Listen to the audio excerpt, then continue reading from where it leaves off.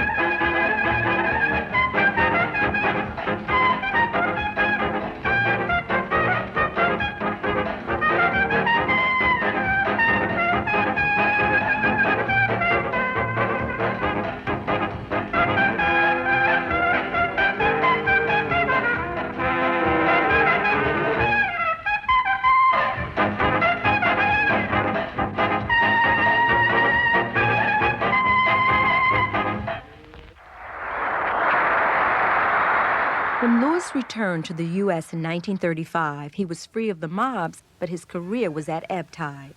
All those strenuous high notes had badly injured his lip. Though the swing era was about to blossom, inspired by his rhythms and riffs, he had neither a band nor a record contract. In Chicago, he renewed his friendship with Joe Glazer, the man Louis later credited with taking him to unprecedented heights. I did a command performance with him for Prince Philip. And he was so grateful, he invited Louis Armstrong and myself to Buckingham Palace. And here I am sitting with Prince Philip and Louis Armstrong. So, of course, he was very curious. Prince Philip said, tell me what it was like in New Orleans in those days. So he said, well, it was kind of rough. He said, there were a lot of tough guys, and I wanted to get out of there. He says, I wanted to become famous. So he says, the big racketeer, he said, this one big black guy, he said, had a gun in his waist there, and he said, and I said, how do you get out of New Orleans and become famous? He said, well, you have to become some white man's nigger. And when he said that, Prince Philip went over the couch. You know, he couldn't believe that he said that. And when he went over the couch, he looked at me, he says, and that's when I got Joe Glazer. Joe Glazer. Well, that's a kind of a strange situation, because Joe, as everybody knows, was running the Lincoln Gardens in Chicago for, they say, Al Capone, no reason to doubt it. And he was a rough and tumble guy. But he loved Louis and took good care of him. And Joe, at the same time, was so conscious of using Louis's talents to make money that I think Louis was blocked off in some directions that he could have gone in, which would have been musically more interesting. Glazer's connections and his devotion to Louis helped him knock down doors previously closed to black performers. Louis was one of the first blacks to get featured in top Hollywood movies. Okay, Martin, let's have Louis Armstrong.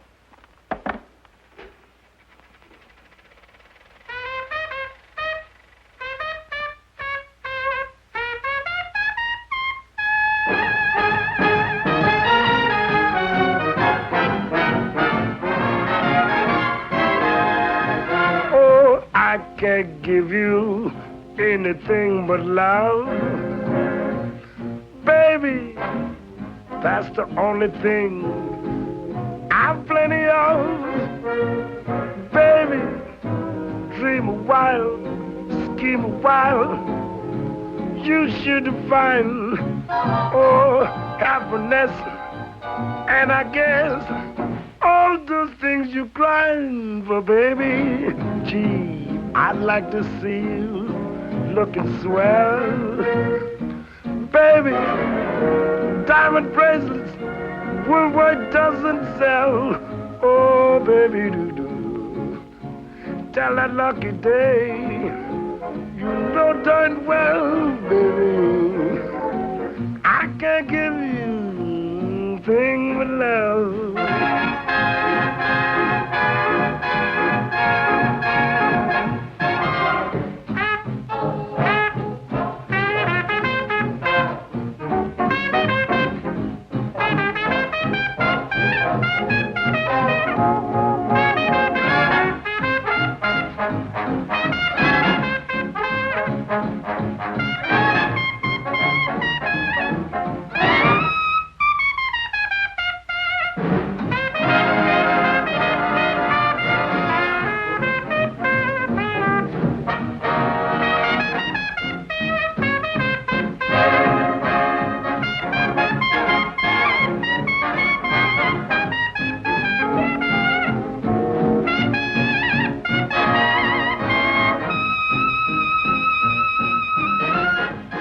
He was a great actor, but because of his the bigotry at that time, the big accent on white artists rather than black, they kind of just used him, you know, in the Bing Crosby pictures or anything. And he'd save the movies. I mean, I remember when he came on the screen, everybody go, "Oh, there's Louis Armstrong." You know, the whole movie would lift up.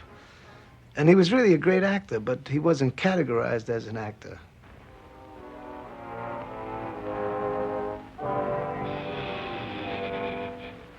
There's an old deserted mansion on an old forgotten road where the better ghosts and goblins always hang out.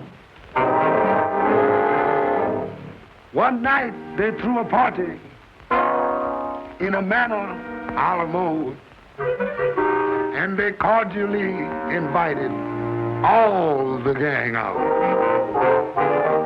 At a dark, bewitching hour, when the fun was loud and hearty, a notorious wallflower became the life of the party. The spooks were having their midnight fling.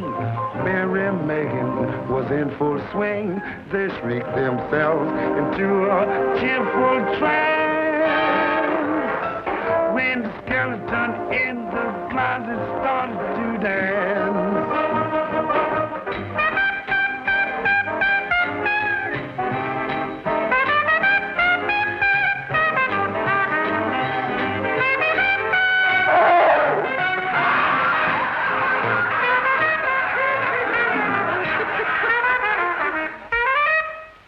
Armstrong's drummer was Lionel Hampton.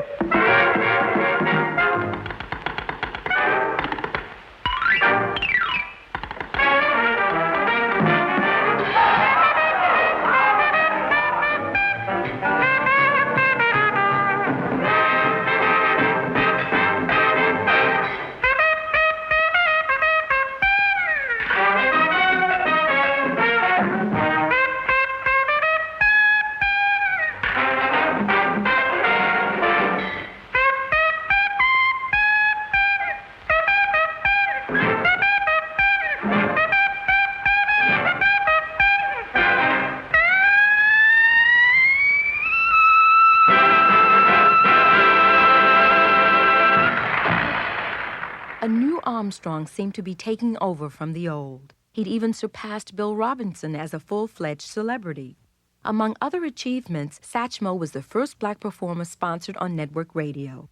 The personality behind his artistry proved riveting, no matter how insulting the context. What kind of a place is this? An insane asylum for horses? Hey, Uncle Tom, in case you don't know it, your horse is running away. Yes, sir. I knows it. Then you better stop jamming and get after him. Just what I'm gonna do, mister. Oh, jeepers, creepers, where'd you get those peepers? Jeepers, creepers, where'd you get those eyes? Oh, gosh, oh, get up. I to get so lit up. Gosh, oh, get up.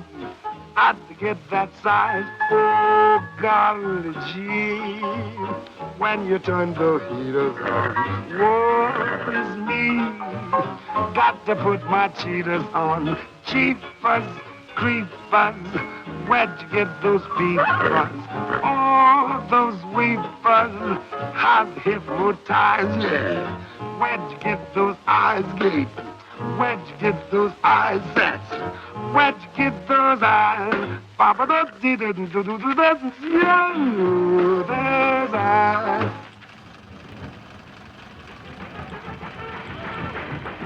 It was in one of New York's nightclubs in 1938 that he met the love of his life, a young dancer named Lucille Wilson. It seemed to me that Lucille was the ideal girl for me. We both had good common sense and were great observers of people. What we didn't have, well, we did without. One night when we were both working at the Cotton Club, I said to Lucille, I might as well tell you right now I have eyes for you. And if any of these cats in the show are shooting for you, well, I want to be in the running. Lucille looked at me and laughed.